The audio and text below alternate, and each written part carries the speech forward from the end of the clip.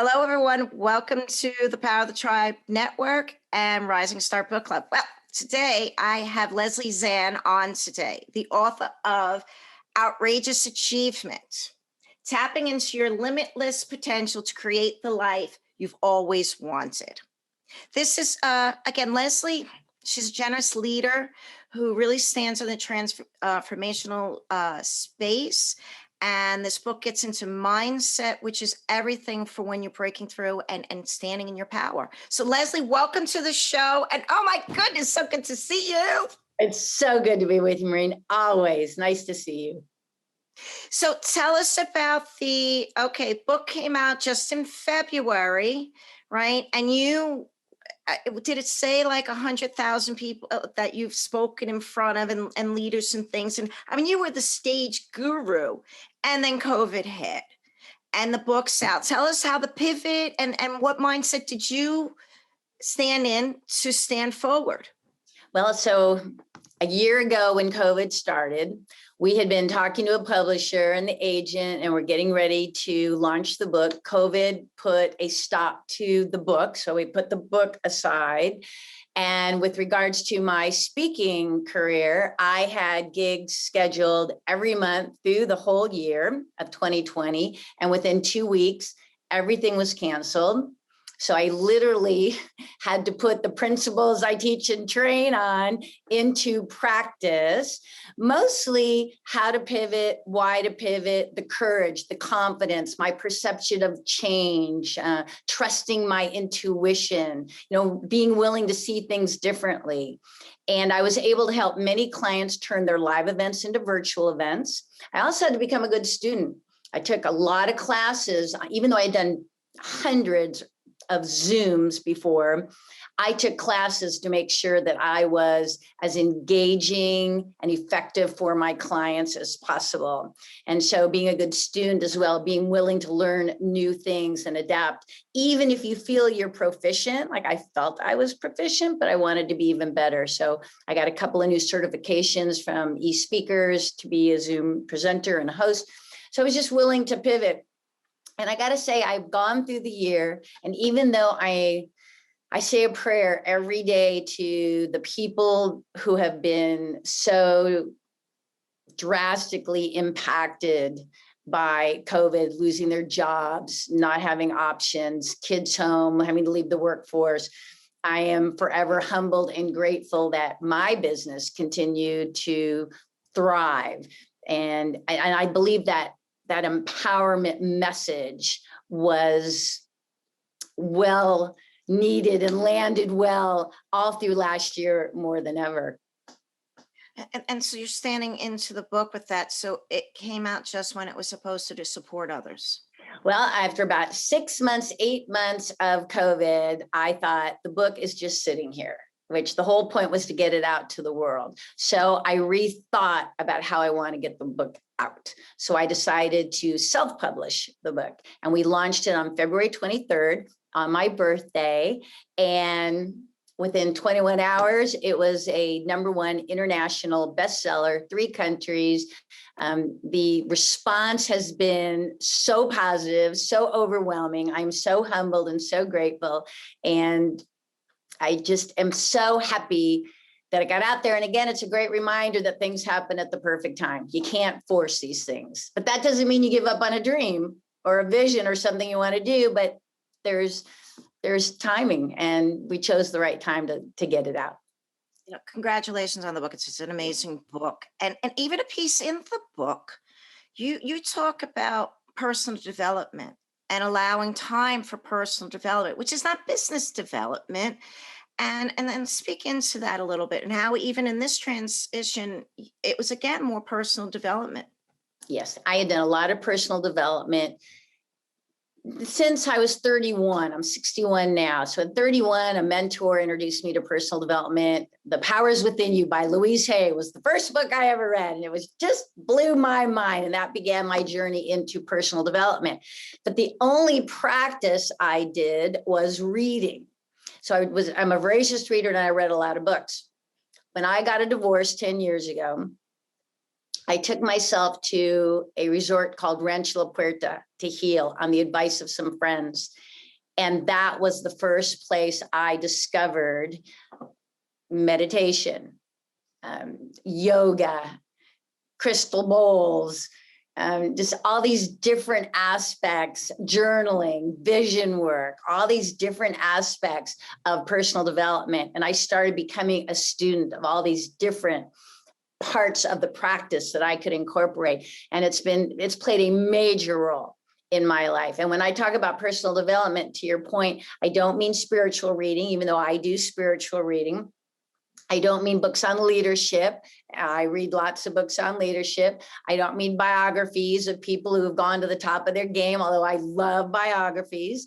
I'm talking about the type of books that are going to get you to think about you. What has to happen for that tape to start playing to where you stop, you get paralyzed, you doubt, you fear? Like, what has to happen for you to stifle your greatness? And once you become aware of these things, I believe then we can think differently, act differently, and move through the world with more courage and more confidence and really show up the way we're meant to show up. And again, I love that we're again standing in your leadership and what that looks like. But I want to take this back just a little bit to 10 years ago. And you were very successful in your career, right? And then you got news. And then I want to talk about that phone call that you made to get you out of fear. Can you lean into that episode, that chapter in your life? Yep. So I've been married for 15 years, thought I had a good marriage, had a good corporate career, thought things were good. It was my 50th birthday year. And about mid-year, I came home from a gig and discovered foot-long red hair all over the house. Now, I do not have foot-long red hair. And that was how I discovered that my husband had been having an affair and living a different life. And it turned out that it had been for quite a while. And so he looked at me and said, when I approached him, he looked at me and said, "I love you, but I'm not in love with you anymore." I mean, it took me 2 years to be able to say that out loud to anybody. So this is 10 years ago. And 3 days later, he was gone. I was taking a walk along the bay. I live in San Diego, and I was taking a walk along the bay, and I was crying, and I was trying to figure out how the hell did I wind up here? Like at the beginning of the year, my birthday's in February. I turned 50. I was like, "Wow, look how good everything is." And I'm so grateful. And now it's 8 months later and my marriage is over. I realized how dissatisfied I was in my career and just all these things. And I'm having this conversation with myself on the bay about, when did I become a risk-averse woman? Like, I couldn't even remember doing anything risky or uncomfortable or out of my comfort zone for 25 years. And I thought, what happened to me? Like, what happened to the gymnast? What happened to the gal who would do anything? What happened to who was always first? Yes, I'll play. Who's the one that says when they let us go up in a rocket ship, I'm first in line? Like, what happened to that girl?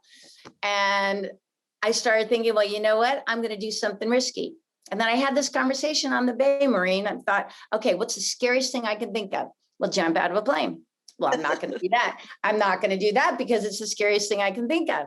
And then I thought maybe bungee jumping, and then I don't want to hurt my back. And then I thought maybe hang gliding. And I thought I don't want to jump off a cliff on a kite. And I realized how masterful I'd become, that as soon as I thought of something, if it in any way was risky or uncomfortable, I had an immediate no. So I left the bay, went home and called Skydive San Diego. And 3 days later, I jumped out of a plane because it was the scariest thing I could think of. And that day was transformative for me. I'd have to say, if I could sum up the lesson, the perception of what's possible is on the other side of fear. I learned that day that if I'm going to step into my excitement, enthusiasm, empowerment, confidence, all the possibilities, I have to be prepared once again to move through my fears. Okay. And wait, and I got it. So you have a quote in the book, which I thought it was fabulous, from Zig Ziglar, right? It says, fear has two meanings: forget everything and run, or face everything and rise. I mean, just, and that was the epitome of that moment and the change in your life. And you went on to then launch this new company that is like ridiculously successful. And in your first book, right, the first Grow Rich the Thinking. or rich thinking, it was standing in vision, and that was a big piece. And then the second book is mindset, and that, because it is transformation is a journey. But within that, you said, all right, corporate, I'm leaving that too because I'm not happy and I get to shift. Yes. So how that came about, I was searching, as I said, I was doing personal development. I was trying to be a good student, and I was listening to different voices. And I went to see Craig Valentine speak. And Craig Valentine is a very famous Toastmaster champion speaker. And I'd always wanted to see him speak. So about 15 minutes into his shtick, he looks at the audience and he asks us a question. Are you letting your good enough get in the way of your great? It was like I was punched in the stomach. I started to quietly cry, and then I realized this was not going to be a pretty girl cry. This was going to be an ugly girl cry. I left the ballroom. I missed his whole presentation. I go to my hotel room for 45 minutes. I am out on the bed, crying, sobbing, moaning.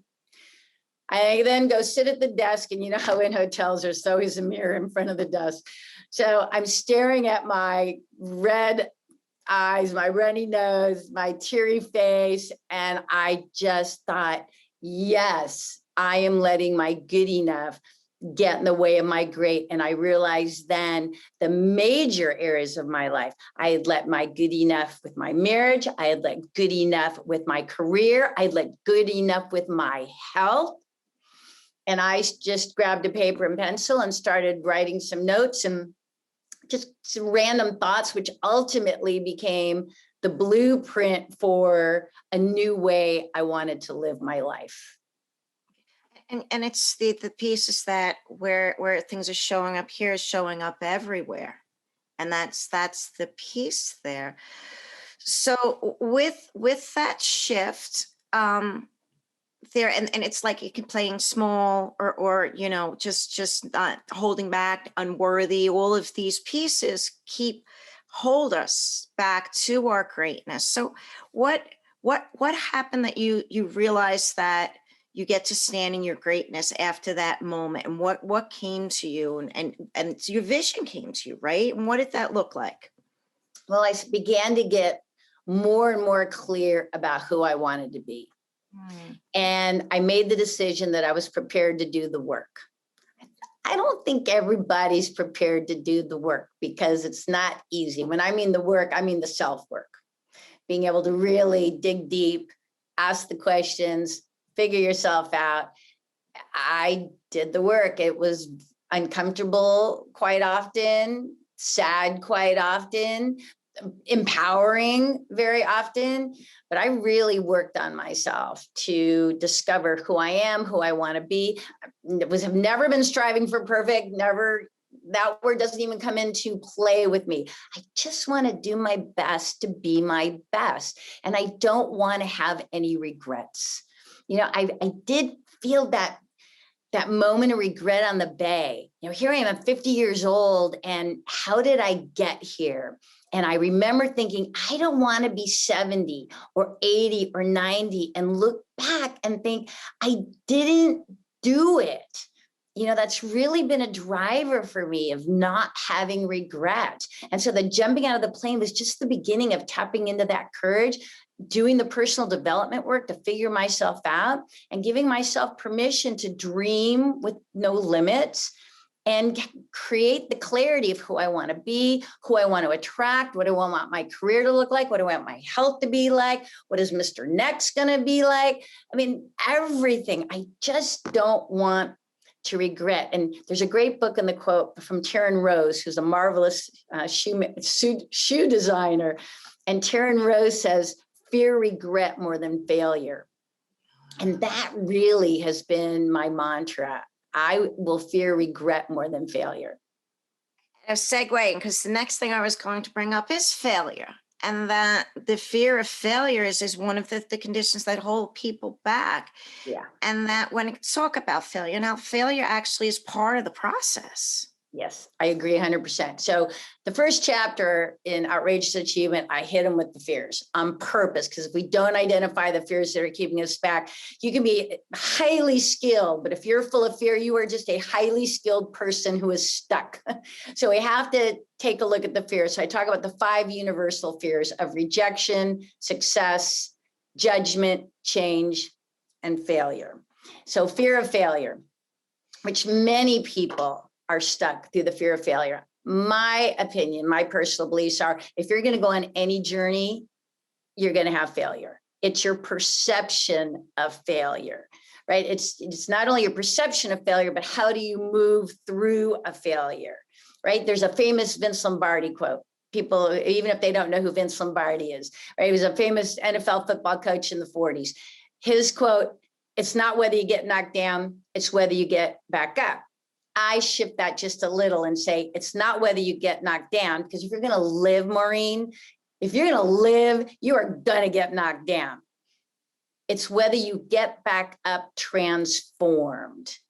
Ooh. And to me, that's really the key. It's whether we get back up and go over here, victim, poor me, everything happens to me, I can't do this, I never do this, I'm never going to try again. Or we get back up transformed over here. Well, you know what? That hurt a lot, but I'm keeping my dream. I'm keeping my confidence. I'm willing to do it again. I'm dusting myself off, and I'm going to continue to march in the direction of my dreams. So the 2 parts I've learned of getting back up transform is not only the pace you get back up, like how quickly you get back up, and you don't have to bounce right up immediately, but the pace of which you get back up, and the mindset you have once you stand back up. And I believe fear of failure can be overcome. Well, I think all the fears are made up.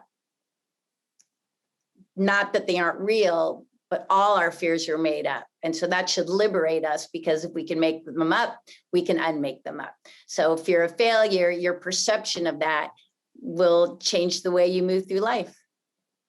And within that, you're also the other ways, like limiting beliefs that are holding us back. Yeah, well, the limiting beliefs, for so many of us, these limiting beliefs have been going around in our head ever since we were kids.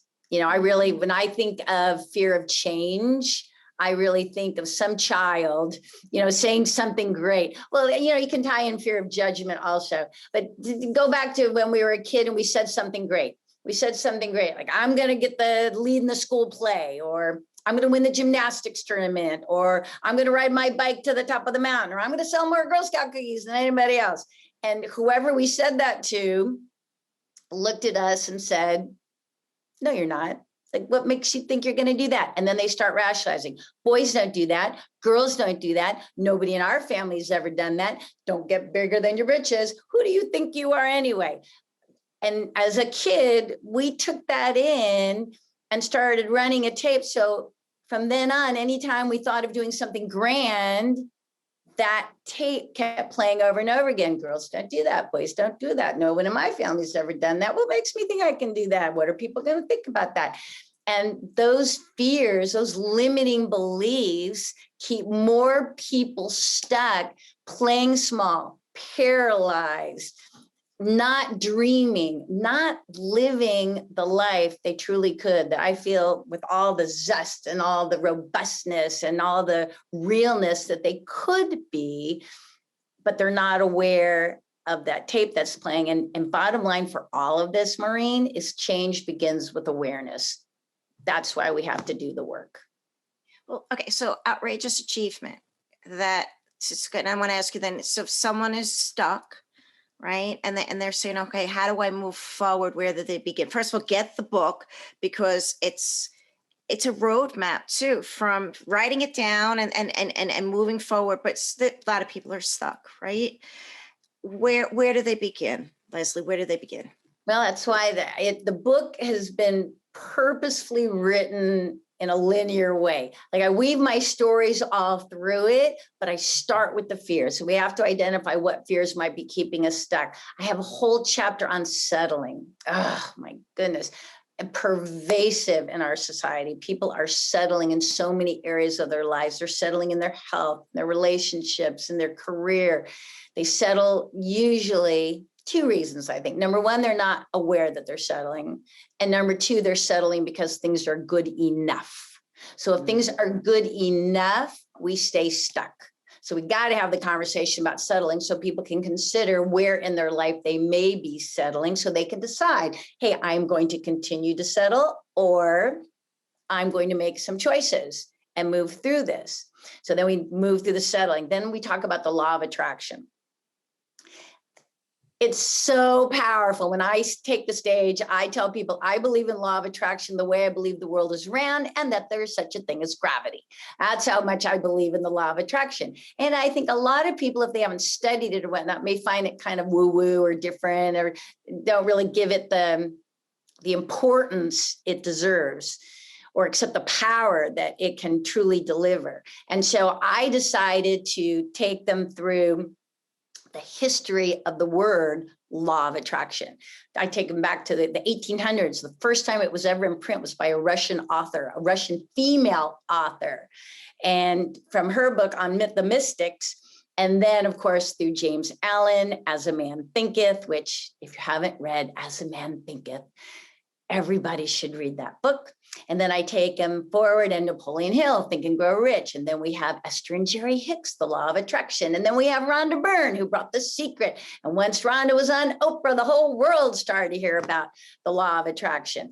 Fundamentally, at its most easy definition, most simple definition, thoughts become things. What we think about creates our reality. And again, if we go back to the whole awareness point, if we're on autopilot, Maureen, and we are just being reactive all day long, if we don't take the time to stop and consider what we're thinking, how can we ever put the law of attraction into practice? And so You're talking manifestation. Total. Okay. My mother calls me the master manifester. You are absolutely manifesting. Who do you want to attract? What do you want to be? What doors do you want to open? How do you want your life to look? How do you want to feel? Like every part of your life right now, whether you believe it or not, is a reflection of your thoughts today and your thoughts, what they've been. And so once we realize that, we can say, hey, I'm going to start thinking differently. A couple of things I'll share. This is how much I believe in this.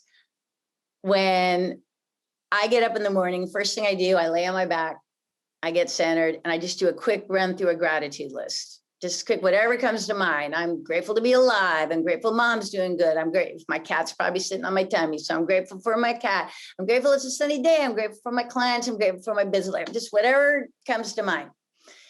When I get out of bed, when I come into the kitchen, I stand in the living room and I throw my arms up every morning and I say, something magical is going to happen today, which is so much better than going, well, today's going to be for shit.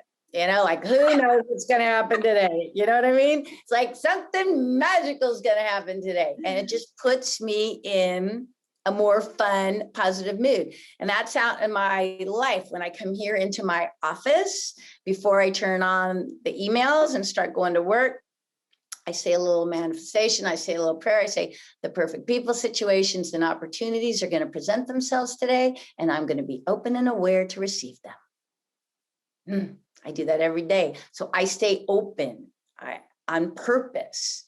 We miss opportunities. We miss people. We miss possibilities.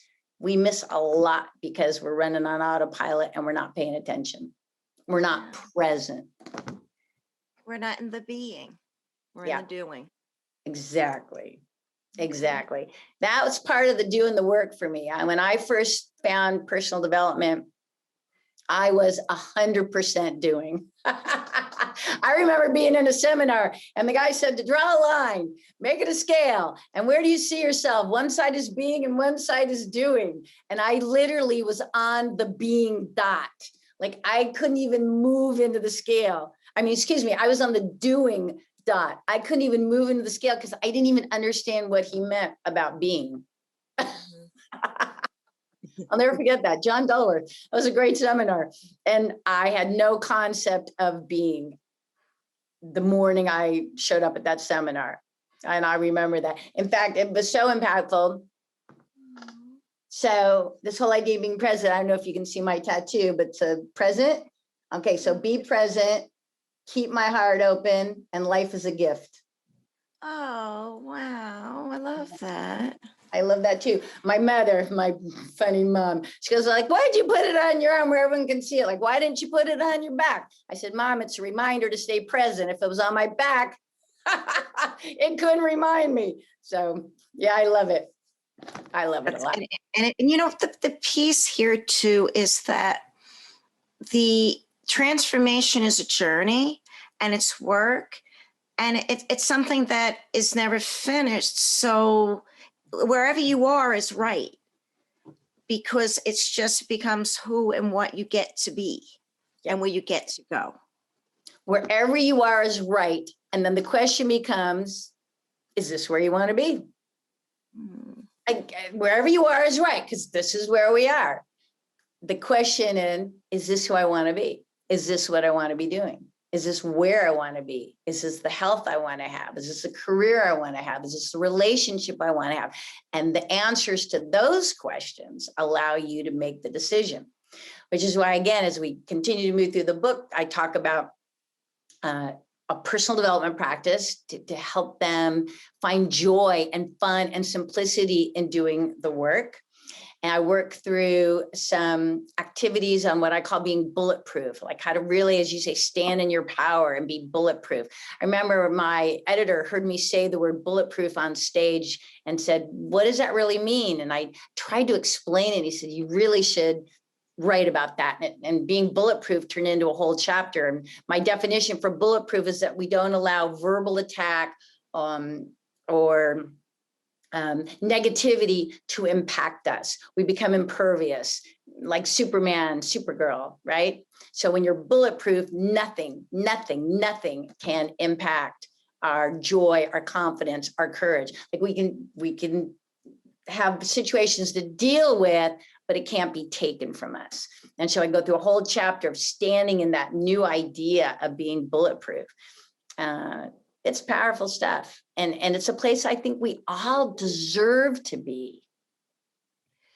Well, again, it's about the ripple effect, right? And as the world stands in transformation, we get to change the world, because we're all here with our gift that we've been given, and it's unique. And that's where we get to give for the world. So, and this is, your book is leading through generosity and standing for others. So I love that. Yeah. Everything I've done, I really believe when I started my consulting business in 2012, I believe a main reason why I've been so successful is because I've always led with service. You know, it's one of my top 4 core values. You know, I've always made it service driven. And I truly believe that when we focus on others and making a difference, and when that is authentically delivered, everything works out the way it should. And it simplifies things. Yeah, agreed. You don't have to go back and second guess yourself or your actions. So, but this comes down to core values. You know, I have a whole section in the book on core values. I am a big core value gal. I do core value work twice a year. I'm always surprised how many well-educated adults, number one, don't know what a core value is and or don't know their personal core values. And I've come with all the study and the research and the writing and the blogging and the speaking on core values. I've come to believe that core values are drivers of behavior. They definitely play a role in, like, show me your core values and I will show you the life that you are living right now. So I'm always keen on my top core values. Like my top 2 aren't even 1 and 2, health and truth. Like these are my 2 top core values. Service is a core value. Abundance is a core value. Collaboration is a core value. Like when I am so keen on my core values, they will drive your behavior. I really think, like, take people who are working on getting the weight off. and have been through that roller coaster up and down, up and down. I think their core value of health has not really become a solid core value. When it really becomes a core value they believe in, it will drive them to act differently. Okay. In most cases, to eat better, to exercise more, to take better care of themselves, to have more compassion and belief that they can. I mean, it's not about being skinny, it's about being fit and strong and flexible. So core value work is quite powerful. Leslie, it sounds like another book. Oh, I could do a whole book on core values. Yeah, you're smart, Maureen. I could do a whole book on core values. Yeah. Yeah. So, okay, so we're into 2021. Hooray, right? You just got your shot like last week or something. So mom got her shot. So we're moving forward. So what's in 2020? What's on your plate? What you working on? How can people get to work with you and all of that? I got a lot going on for 2021. I'm excited about that. We're going to start a community for the people who are enjoying outrageous achievement. They want to make it more personalized. They want to bring their own issues to the plate. They want to join a community of like-minded people who are reading and studying and wanting to live outrageous achievement. So we're going to be creating a membership around outrageous achievement. I mean, that wasn't my idea. That was people writing, oh, we want to come together on this. So we're working on that. I'm doing some very cool Instagram live interviews on the different aspects of the book. So I'd love for people to follow me on Instagram, Leslie.Zann. There's so many things going on. Wow. Let me see, new presentations. So people who, entrepreneurs, salespeople, companies looking for a keynote or speaker, whether it's virtual or live. I've taken the concepts of outrageous achievement and turned them into new, fresh presentations. So they make for powerful keynotes and powerful presentations. There's a lot going on, Maureen, and I'm very excited about everything that's happening. Humbled and grateful. I'm grateful for you because already, just like right from the beginning, from the book to your website to wherever you are, you feel your power, you feel your energy, and it's what you're attracting, that you want to get to know you and be a part of this. So I love all of that, and I love who and what you do. So, okay, website, guys, lesliezann.com. There, you can find her in everywhere. It's most of her LinkedIn, her Instagram. You can find Leslie there. Outrageous Achievement is the book. Get it and start your journey. And you on Clubhouse yet, lady? I am on Clubhouse. I've been invited to a lot of Clubhouse. And so, yes, I know it's time and priorities, Maureen. But I can see how it'd be a great forum to bring like-minded, powerful people together. I've been invited to be a guest on many Clubhouse groups over the past month. And so, yes, I could definitely see the power of a Clubhouse forum for sure. And really, the most important thing I want to get out to the world is for people to realize that they truly can make a difference in their life. They do not have to settle where things are. There are always options and solutions, whether they are immediately available or accessible at that moment. And they truly can and have the courage to design, or I'll talk in different tense, you really do have the courage and the resources to live your best life. And that really is a gift you deserve to give yourself and a gift you deserve to give the world. Okay, I'm going to leave it with that. Outrageous Achievement, Leslie Zann. And then you're even having the community that you don't need to go it alone. Lone wolfing doesn't work. And truly a pleasure. And all right, everyone, that's a wrap. And thank you for coming on today. I truly loved it. Loved it. See everyone next week. Bye.